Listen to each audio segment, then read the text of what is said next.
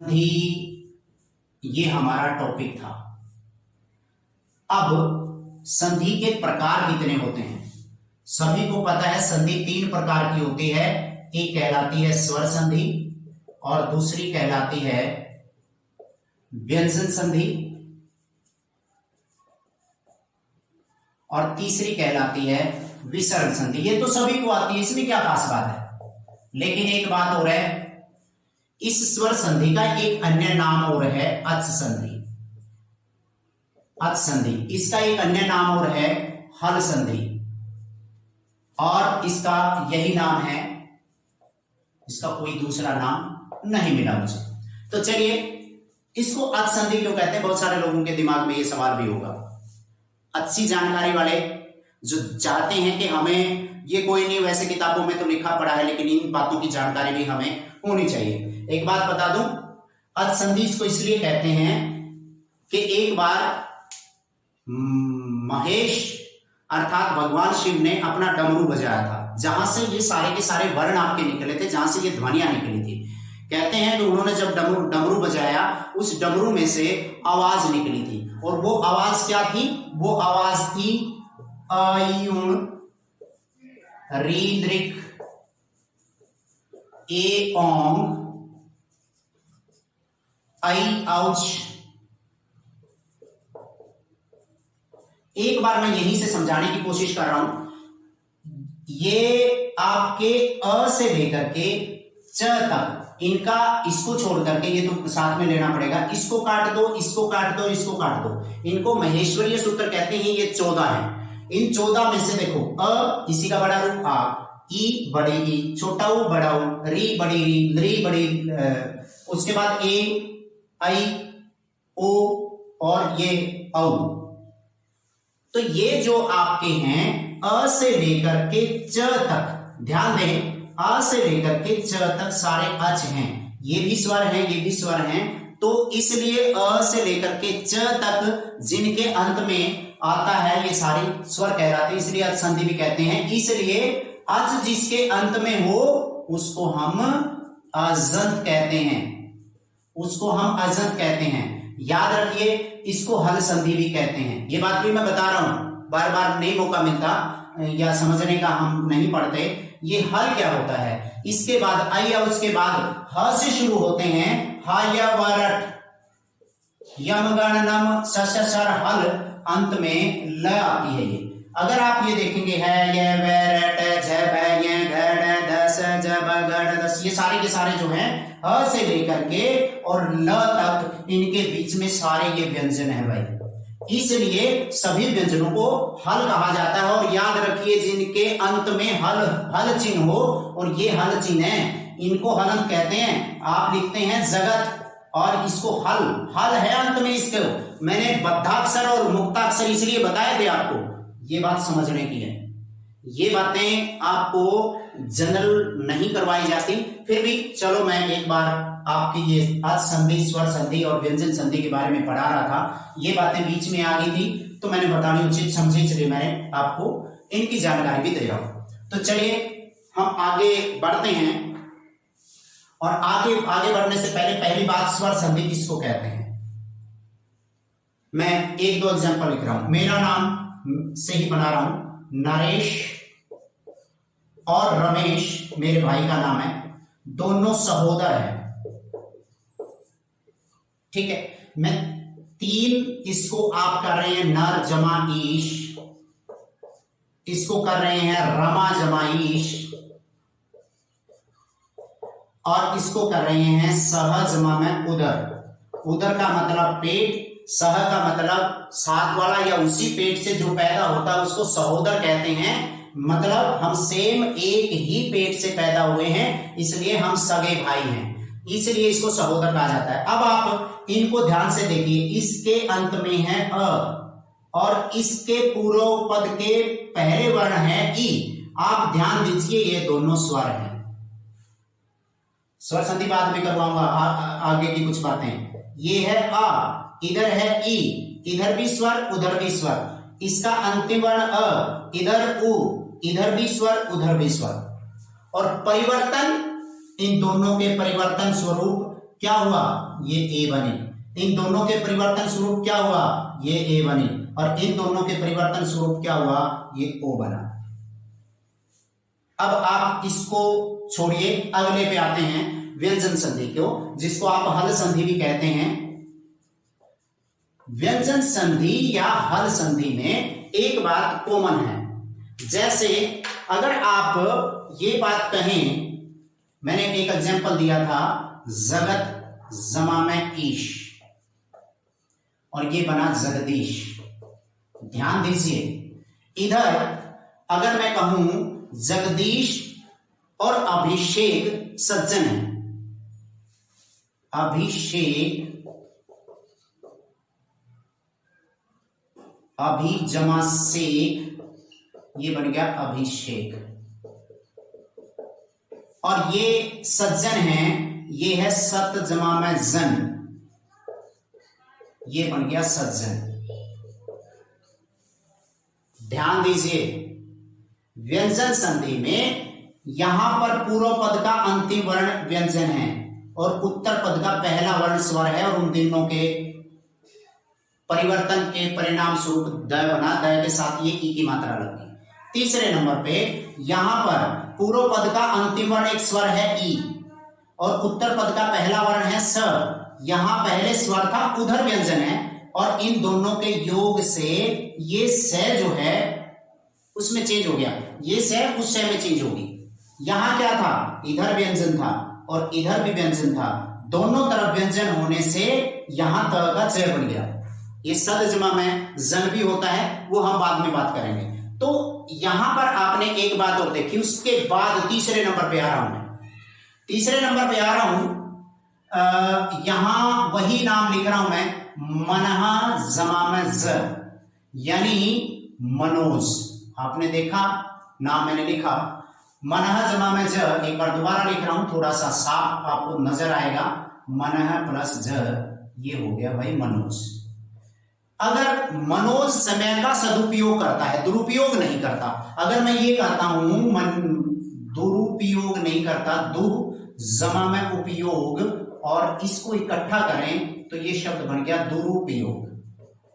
अब आप देखिए, यहां विसर्ग था, उस साइड में व्यंजन है, ध्यान दीजिए, विसर्ग था, व्यंजन है, और परिणाम क्या हुआ, दोनों के मेल से ओ बन गया, विसर्ग का ओ बन गया। यहां क्या हुआ, विसर्ग था, वैसे इसका दुर प्लस उपयोग भी सही होता है, वो हम बाद में चर्चा करेंगे। तो इसका विसर्ग के लिए र बन गई, परिवर्तन हुआ। अब आइए हम इन तीनों की परिभाषाओं को देखते हैं। पहले नंबर पे स्वर संधि 1, दूसरे नंबर पे व्यंजन संधि 2, और तीसरे नंबर पे विसर्ग संधि। दोस्तों समझ लें, ये बातें केवल 3 मिनट की भी थी, लेकिन समझने के लिए थोड़ा सा टाइम तो लगाना पड़ेगा। जब आप ऐसी बेसिक चीजों को करोगे तो सवाल अगला कैसे भी पूछ ले, किसी भी परीक्षा में घेरा डालो और उससे पूछो, पूछ भाई सवाल कहां से पूछ रहा है। ये सारी चीजें सीखनी हमारे लिए जरूरी है। यूं तो सरसरी तौर पर हम सारी किताबें पढ़ते हैं। अब ध्यान दीजिए, स्वर संधि में क्या हुआ, पूर्व पद का अंतिम वर्ण भी स्वर है, उत्तर पद का पहला वर्ण भी स्वर है। पूर्व पद का अंतिम वर्ण भी स्वर है और पूर्व पद का पहला वर्ण, इधर भी स्वर उधर भी स्वर। इसका मतलब पहली बात, स्वर जमा में स्वर, और दूसरी बात, परिवर्तन किसमें हुआ, परिवर्तन हुआ किसमें, स्वर में। ध्यान दीजिए, स्वर में ही परिवर्तन हुआ, अ और ई जुड़ करके ए बने। जहां परिवर्तन हो, बदलाव हो, विकार हो, उसको हम कहते हैं, जिसमें भी बदलाव होगा, स्वर में बदलाव हुआ तो स्वर संधि होगी। और याद रखिए, इसके अंदर त का द बना है, व्यंजन में परिवर्तन हुआ है दोस्तों। स का ये श बनी है, व्यंजन में परिवर्तन हुआ है, और यहां तो त का ज बना है और ये ज यूं का यूं है, फिर व्यंजन में परिवर्तन हुआ है। जिसमें परिवर्तन होता है, स्वर में परिवर्तन होता है तो स्वर संधि होती है, व्यंजन में परिवर्तन होता है तो व्यंजन संधि होती है। तो इसका मतलब एक बात और याद रखिए, इसमें मुझे ये बताते हुए एक बार और बताना पड़ रहा है कि एक तरफ व्यंजन पक्का है। ध्यान दीजिए, यहां पहले व्यंजन था, यहां बाद में व्यंजन था, यहां पहले व्यंजन और बाद में भी व्यंजन, दोनों तरफ में से एक तरफ व्यंजन जरूरी है, और जहां एक तरफ व्यंजन होगा वहां व्यंजन संधि होती है। इसका मतलब व्यंजन के साथ स्वर या व्यंजन, जहां इन दोनों में, और परिवर्तन किसमें होगा, परिवर्तन किसमें होगा, ध्यान दीजिए, परिवर्तन होगा व्यंजन में। तीसरे नंबर पे आइए, वहां पर मन है प्लस जय, किसमें परिवर्तन हुआ है, विसर्ग में। किसमें परिवर्तन हुआ है, विसर्ग में। और याद रखिए पूर्व पद का अंतिम वर्ण तो होगा ही विसर्ग, पूर्व पद का अंतिम वर्ण विसर्ग है, और उत्तर पद का पहला वर्ण दूसरे में स्वर है, और उधर वाले में व्यंजन है। ये और परिवर्तन किसमें हुआ, वो विसर्ग में हुआ।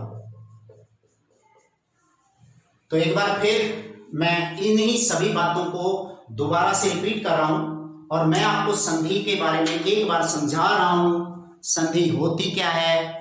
अब उन बच्चों के लिए जो बहुत छोटे हैं, आम बातों को नहीं सीख सकते, उनके लिए मैं एक अलग से वीडियो बना दूंगा, लेकिन फिलहाल वो बड़ा सोच करके चले भाई। बेटा किसी भी किताब में, किसी भी गाइड में, किसी भी जगह पे आपको मिल जाएगी संधि की परिभाषा, और वो परिभाषा जैसे हमारे विद्यालय के जो बच्चे हैं वो कैसे लिखें। अगर आपसे पूछा जाता है संधि किसे कहते हैं, या संधि या संयोग में क्या अंतर होता है, संधि में दो वर्णों के मेल से परिवर्तन होता है, और संयोग में दो वर्णों के मेल से परिवर्तन नहीं होता। लिख दोगे, सीधी सी बात है। और संधि किसे कहते हैं, आप कहोगे दो वर्णों के मेल से होने वाले विकार को, परिवर्तन को, बदलाव को संधि कहते हैं। आसानी से लिख सकते हैं, 3 एग्जाम्पल लिख सकते हैं, नर जमाईश नरेश, जगत जमाईश जगदीश, या फिर मन है जमा में जय मनोज। 3 आदमियों के नाम आपको आसानी से अपने स्कूल वालों पे याद रह जाएंगे, तीनों के बाद। उसके बाद स्वर संधि किसे कहते हैं, ये रही स्वर संधि। आप लिखेंगे स्वर का स्वर से मेल होने पर जो विकार परिवर्तन होता है, विकार या परिवर्तन होता है, उसको हम स्वर संधि कहते हैं। जैसे आप ये 2 एग्जाम्पल लिख सकते हैं, कोई भी 2 एग्जाम्पल अपने आप आपको विद्या जमा आल्य, विद्या जमा अर्थ, हिंग जमा आल्य, परम जमा में अर्थ, सारे के सारे आपको याद हो जाएंगे। ऐसे बहुत सारे हजारों एग्जाम्पल मैं आपको वैसे भी बता दूंगा। उसके बाद व्यंजन संधि, व्यंजन का स्वर या व्यंजन से मेल होने पर जो परिवर्तन होता है उसे व्यंजन संधि कहते हैं, और परिवर्तन भी व्यंजन में होता है, ये बात भी ध्यान रखनी है। विसर्ग संधि, विसर्ग का स्वर या व्यंजन से मेल होने पर जो परिवर्तन या विकार होता है उसे व्यंजन संधि कहते हैं। 2 बातें अब यहां पर स्पष्ट हो जाती हैं भाई। ये वीडियो बनाने का मेरा एक उद्देश्य था, एक जिन लोगों के पास गलत जानकारियां पहुंच रही है, हम हिंदी के सेवक हैं, हम हिंदी की सेवा करना चाहते हैं, और जितना भी हमने पढ़ा है कि कम से कम बच्चों के पास, लोगों के पास, स्टूडेंट्स के पास, विद्यार्थियों के पास किसी प्रकार की गलत जानकारी ना जाए, इसलिए हमें आना पड़ा, और इसी को ध्यान में रखते हुए मैंने ये वीडियो आपका बनाया है। 2 हिस्से में इसके कर रहा हूं। अगर आपको पहले वाली बातें आपको पता करना, शुद्ध प्लस ओदन में कौन सी संधि होगी, आपको पता करना है अक्ष प्लस कुहिनी में क्यों हो जाता है कि इधर आप एक शब्द लिखते हैं कि अपराहन ठीक है या अपराहन ठीक है, अपराहन ठीक है या ये अपराहन ठीक है।